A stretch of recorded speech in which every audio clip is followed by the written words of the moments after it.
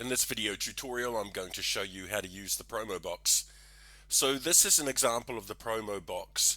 It's a place on a home page or a web page where the images cycle like this.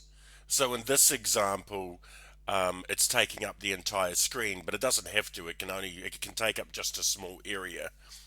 Now it also has a title, a description, and you can also add links such as view this product. And if they scroll down further, it just shows the rest of the website. So let's go into the admin area and have a look at Promobox. If I go admin login and sign in,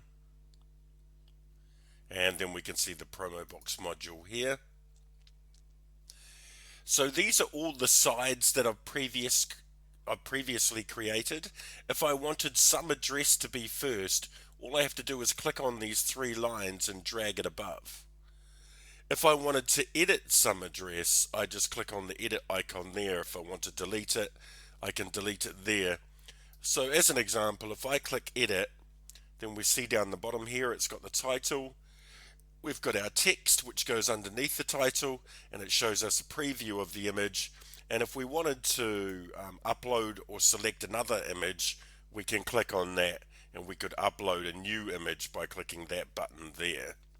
And to select a new image, we would just double click on any one of these. And then what we do is we can create a link as well. So I've created view product, and then it specifically goes to an area in the web shop. And if you wanted to add another link as well, you could. You just click add link and go save item. So now that's saved. If I wanted to create another slide, all I have to do is type a new title here, type a description text, upload an image, and if I wanted, add a link. In this case, because it's integrated with the web shop, they can also just automatically import a specific product from the web shop.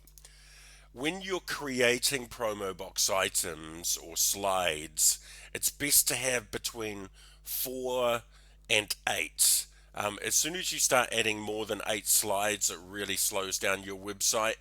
So yeah, just make sure that it doesn't go over 8 slides.